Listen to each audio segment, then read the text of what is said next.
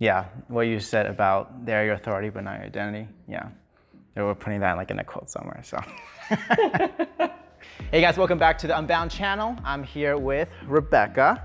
Can you tell us about yourself? Yes, my name's Rebekah. I live near Chicago and have been with Unbound since August of 2018 and currently pursuing a degree in health science from Excelsior College. Awesome. We have been learning a lot about failure. And Rebekah is here to tell us about her story with life experience. So Rebekah, yeah, tell us about what you do and what happened.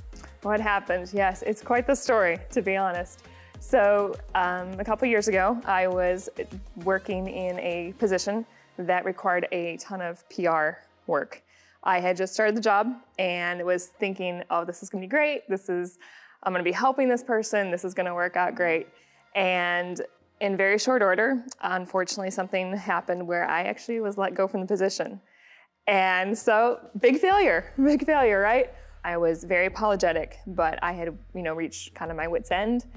And it was a very, very, very sticky situation. And so, yeah, the next day they basically said, we're going to go ahead and terminate on the spot. But what had happened was the breakdown in communication when things started to go out of hand. I tried to fix them on my own, which did not work. And then I took that a step further and overstepped my boundaries and did something I wasn't supposed to do in that line of work and was let go. So a huge embarrassment naturally in your life. And you're like, I have just been fired from my first job. But since then I have learned very quickly that keeping communication with your superiors and always being open and honest about what is going on.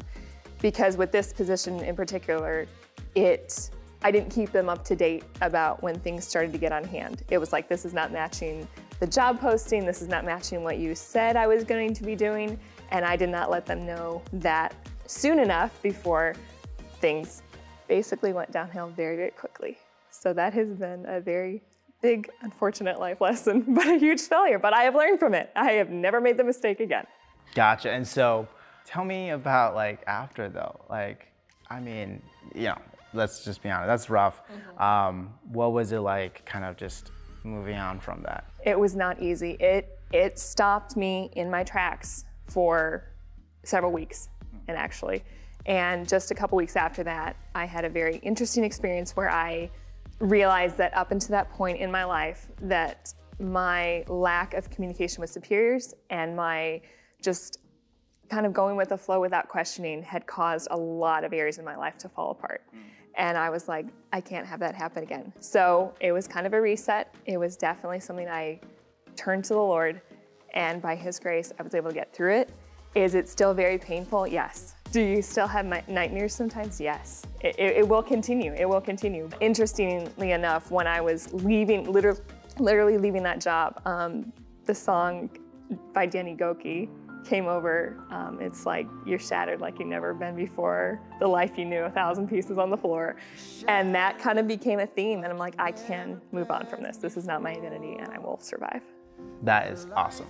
If you're talking to Rebekah from back then, what would you say to her and what would you tell her to do differently? Do not be afraid to go to your superiors when things are not working out the way that they had presented they would. And the job was supposed to be a certain way, and it started to downhill, and I did not go to them quick enough. Too much wanting to try to help them caused me to overstep. Gotcha. Well, let's talk about that. I think that's something that a lot of us as young adults face. You're trying to make your way in life. You're trying to get your job and please your bosses. You don't want to be a yes man and just do everything. Right. From that experience, what do you think helped you all right, now, I have a line now and I'm not gonna cross that. What is that for you?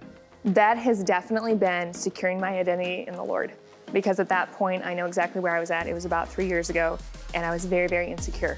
And so to confront people about them not holding up their side of the contract wasn't easy for me to do because I had such low self-esteem that I was like, who am I to say, you're not cooperating? So that was it. And since then I've learned that number one, my identity is secure. And number two, if you approach it with humility, most likely it's gonna be totally okay for you to be like, you know what, this is not turning out the way I thought. I don't think this is the best arrangement. I think I need to go ahead and leave. That's awesome. What would you say to someone who has to talk to their boss and like, you know, have this kind of scary confrontation, if you will? Very good question. Because I did not do it correctly, and in hindsight, I would say the biggest thing would be to, before you go to them, is to bounce it off a trusted, either peer or another superior in your life, because you are definitely emotionally charged at that point, and you will make mistakes in your approach to them, and they will get defensive. And so had I bounced some things off and had been like, I need to approach this person either to a parent or something, things would have gone better. Make sure that you have the right perspective on it, that it's not emotionally charged, approach them in humility, and do not be afraid. Do not be afraid. Yes, they're your authority, but they're not your identity. And so it will be okay in the end. And if it means walking away, be confident in that. Don't worry about it.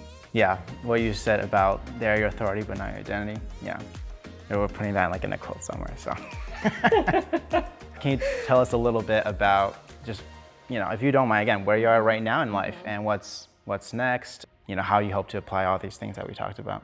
Yeah, so the identity thing has continued to evolve, for sure. So currently right now, I am still pursuing my degree, but I'm at another crossroads because I was recently laid off this time. I was not fired, but I was laid off. Yeah. And so currently I am looking for another position and asking the Lord, okay, do you want me actually in my field? Or do you want me to continue just being faithful in more of a manual labor job until you open the door to be in my field full time? So that is currently where I'm at. Awesome, I love that. Again, just, yeah, it's not like you learn a lesson and that's it. Life keeps on going and we keep on learning. Is there any like last words or last thoughts that you want to tell everyone else? I would strongly encourage anyone, especially in these critical years from 18 to 25 to 26, 27, to be in the Word. Be in the Word, because when you get so solid in the Word, life is going to throw you curveballs, but you will not be shaken. And I saw personally, after going through all these experiences, what it meant to have a solid identity. And when life threw me curveballs, it actually did not deflate me. I was deflated, but I wasn't discouraged.